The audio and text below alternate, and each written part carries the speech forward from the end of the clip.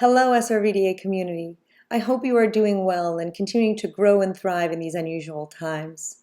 On behalf of myself, my partner Jan, and all of the faculty and staff at SRVDA, we would like to thank you for your continued dedication and support, and for joining us on this interesting Zoom journey.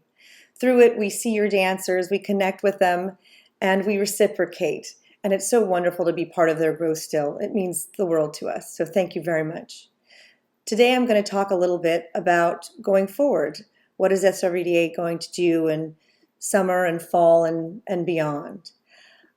We've just sent out a survey as of last night where we would like your feedback to help us plan going forward. For what you have to say is very important to us. So please look it over and fill it out.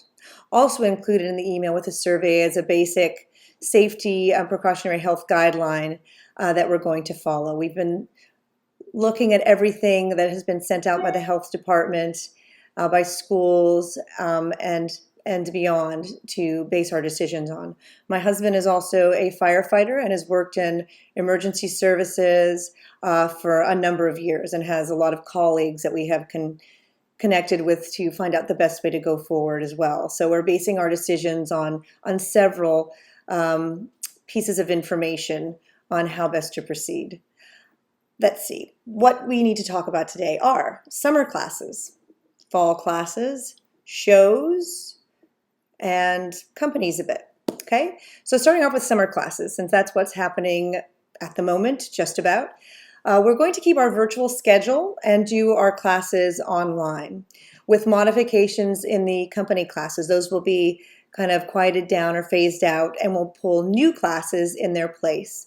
So that you have other options, new classes, take some new beginning classes, some new genre classes, and some maybe subtle changes in current genres we have. So please keep your eyes out for that because we will have new things coming as well. But it will all be held within a virtual format.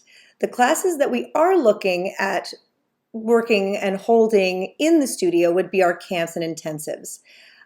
Because it's a much more controlled environment. It's a smaller thing to kind of ease us into stepping back into the studio. So each camp would happen separately during its time span. So no camp would happen at the same time.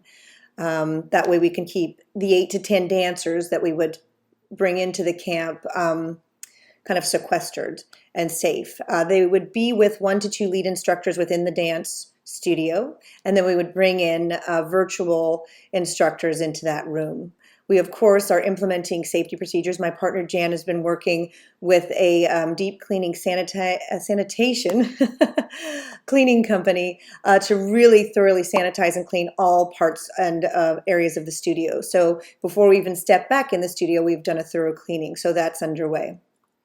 We are also going to do designated areas for the dancers to dance. So they're keeping a safe distance, as well as masks and temperature checks and hand sanitizer, and keeping areas of close congregation kind of out of the picture for now. So that's our plan. Each camp will be on its own at the studio with the lead instructor with some virtual input and safety precautions. And again, we want your feedback on that so we can understand how you're feeling about it, so we can go forward when we are the other with that. So that's our summer plan. As for fall classes, we're studying what's going on. We're listening to the experts. We're also waiting to hear what the schools are going to say. But our plan is to have classes in the studio with staggered times, much smaller class sizes, with all the safety precautions in place. So that's our plan. But we are going to wait to see and do what's ever the safest operation for our students and our teachers and staff. So that's where we sit with that. Shows. For June shows, Little Dancers Day will be a virtual show because we feel with this young population shifting into a format where they can't be close to each other after they've been learning a dance close together may be hard for them. Whereas if we start in the fall, you can start off on a basis of these are your spots and they learn that going forward. But trying to go back to something that they've learned that was closer, we feel is a lot to ask of that younger age population. So we're going to do their show virtual through Zoom in costume. And we'll let you know more information about that, and that will be in August. For the Rising Stars show, we're also looking at virtual. And we're looking at possibly doing an outside show, where we can keep space and area. And then if we could feasibly go into the studio to video the show, we will look toward doing that. But again, it's all about what's safe and feasible for the students going forward. Costumes, which I mentioned earlier. The reason we haven't, or part of the reason we haven't done the shows, we've kind of preempted them, was obviously because we shifted out of the studio pretty quickly, and when we were not quite finished with all our show preparation, and also because the costume companies have also been shut down. So not all costumes were able to go out or quite ready to go out. So we've been waiting on those last sets of costumes to come in. I think we still have a few more sets outstanding, but just about everything else is getting there. And then we'll be looking at doing a distribution in mid-July. Any alterations that need to be done, and I do mean big alterations, we will look at helping you do that. If your dancer can still move in their costume, then that is kind of what we're going to hold as that costume fits, because of the nature of where we are at. And again, kind of keep distancing and and safety first. So that's where we are with costumes. The distribution, of course, will be done in a safe manner at the studio, and we'll give you the parameters for that as we get a little closer. As far as shows going into next year, again, we're looking at video types of shows. At the beginning, Nutcracker, we're looking at maybe doing kind of a nutty nut video challenge, that sort of thing, putting things together. But I'm not sure we're going to be able to go into theaters for a little bit longer, because that's one of the last things to be opened, with all things considered. So that's kind of where we are with shows. With companies, we just sent out company applications, and we're definitely looking at holding companies this year. If the companies are larger than 10 to 12, then we will probably split them in half and have companies, 2 companies of the same level.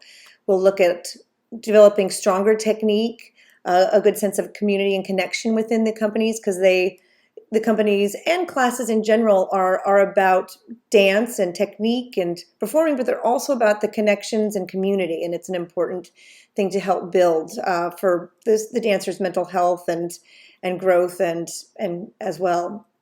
And then we'll see as things go forward, if we can go into a convention realm. It might be virtual, we might do video shows, stuff of that nature. So it's kind of a work in progress where we're waiting to see what's possible. And then go from there. I will be having a company meeting on June 4th to kind of talk about a little bit more about the companies.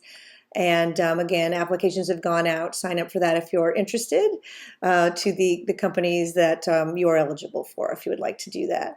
So that is basically what I have to impart to you today. Please look at the survey, look at some of the guidelines we're putting forth, and please give us your feedback. You are important to us, and we really love to hear what you have to say. And we need your input and continued support to help SRVDA and our community go forward into the future. So thank you so much. Take care and have a wonderful day.